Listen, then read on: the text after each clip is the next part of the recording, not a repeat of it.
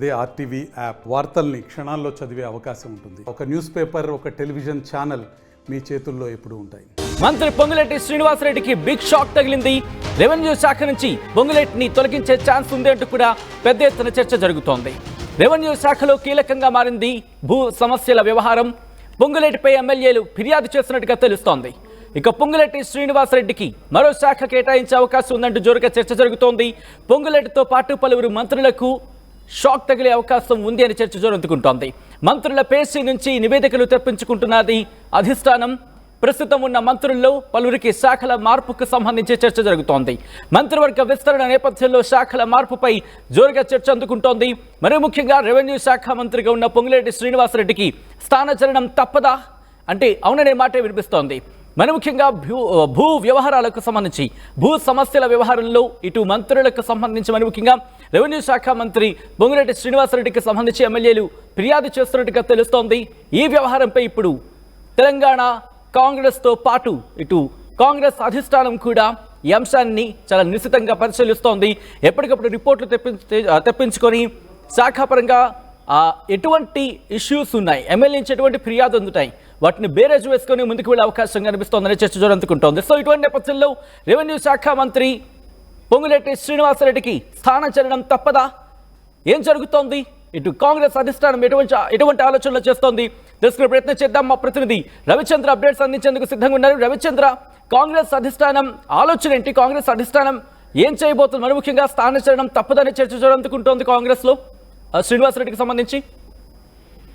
Recent గా సంవత్సరం క్రితం తెలంగాణలో ఏర్పడిన కాంగ్రెస్ ప్రభుత్వం ఇప్పటికీ కూడా కొంత ఒడిదుడుకుడుకు లోనవుతూనే ఉంది. కాంగ్రెస్ ప్రభుత్వంలో ఉన్న సీనియర్ మంత్రులందరూ కూడా కొంత ఇబ్బందికర పరిస్థితిలోనే ఉన్నారని చెప్పుకోవచ్చు. కొత్తగా తెలంగాణ కాంగ్రెస్ ఇన్ఛార్జిగా వచ్చిన మీనాక్షి నటరాజన్ ప్రస్తుతం కాంగ్రెస్ పార్టీ అధికారంలో ఉన్న తెలంగాణలో అధికారంలో ఉన్న మంత్రుల పనితీరు అలాగే ఎమ్మెల్యేల పనితీరుపై ఎప్పటికప్పుడు నివేదికలు తెప్పించుకుంటూ అందరి గుండెల్లో కూడా రైళ్లు పరిగెత్తిస్తున్నారని చెప్పుకోవాలి. ప్రస్తుతం అయితే తెలంగాణ కాంగ్రెస్ ప్రభుత్వంలో కొంతమంది కొత్త మంత్రులను తీసుకునే అవకాశం ఉంది. కొంత మంత్రివర్గంలో మార్పులు చేర్పులు జరుగుతాయని ఊహాగానాలు గత కొన్ని రోజులుగా జరుగుతున్న ఈ నేపథ్యంలో ప్రస్తుతం ఉన్న మంత్రులకు కొంతమందికి స్థానచలనం తప్పదు అని మాత్రం ఖచ్చితంగా గాంధీ భవన్ లో కావచ్చు, అటు సెక్రటేరియట్ లో ప్రభుత్వ వర్గాలందరిలో కూడా చర్చ అయితే జోరుగా జరుగుతోంది.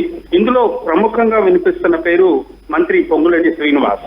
ఇతరులకు రెవెన్యూ శాఖ నుంచి ఇతన్ని తప్పించి వేరే శాఖకు బదిలీ చేసే అవకాశం ఉంది అని చాలా జోరుగా చర్చ జరుగుతుంది. ఎందుకంటే రెవెన్యూ శాఖలో ఇప్పటికే చాలా భూ ఇష్యూలకు సంబంధించి ల్యాండ్ ఇష్యూస్ లో మంత్రి పొంగులేటిపై చాలా మంది ఎమ్మెల్యేలు కూడా అసంతృప్తిగా ఉన్నారు. ఇతనిపై చాలా కంప్లైంట్లు కూడా వచ్చాయి. కాబట్టి మీనాక్షి నటరాజన్ దీన్ని ప్రముఖంగా దృష్టి పెట్టినట్టుగా తెలుస్తోంది.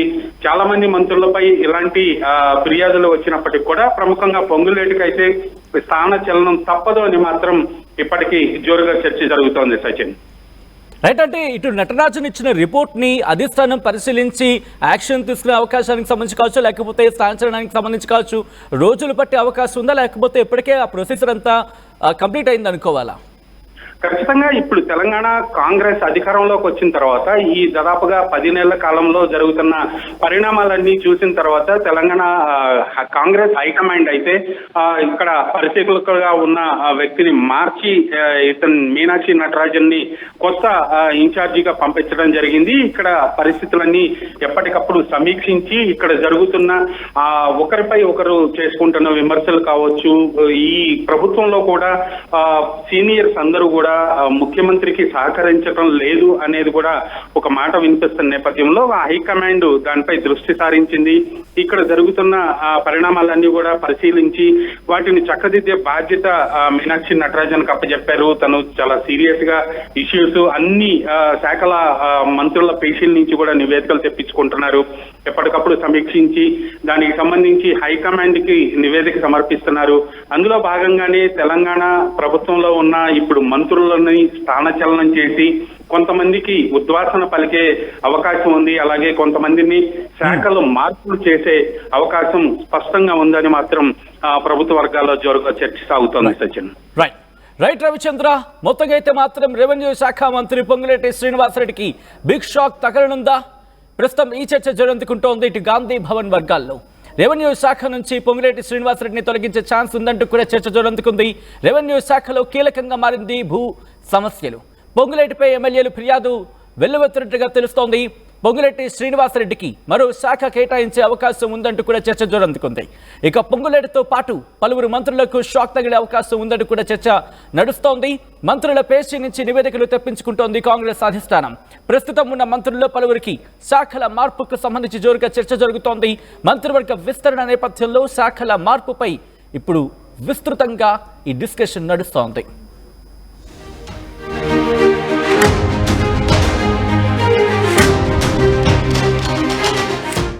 కస్టమర్లకి శ్రేయోభిలాషులకు గృహాది సకల భోగభాగ్యాలు కలగాలని ఆకాంక్షిస్తూ శ్రీ విశ్వవసనామ సంవత్సర ఉగాది శుభాకాంక్షలు. మీ ప్రైమార్ట్ ప్రాజెక్ట్స్. వి గోల్డ్ మా కస్టమర్లకు శ్రేయోభిలాషులకు వి గోల్డ్ వారి ఉగాది శుభాకాంక్షలు. మా కస్టమర్లు శ్రేయోభిలాషులందరికీ విశ్వవసనామ సంవత్సర శుభాకాంక్షలు. Punjab national bank. Tenali double horse వారి ఉగాది శుభాకాంక్షలు. మరిన్ని వీడియోస్ కోసం ఛానల్ ని సబ్స్క్రైబ్ చేయండి. లేటెస్ట్ అప్డేట్స్ కోసం వాట్సాప్ ఛానల్ ని ఫాలో చేయండి. అండ్ లింక్ డిస్క్రిప్షన్ లో ఉంది.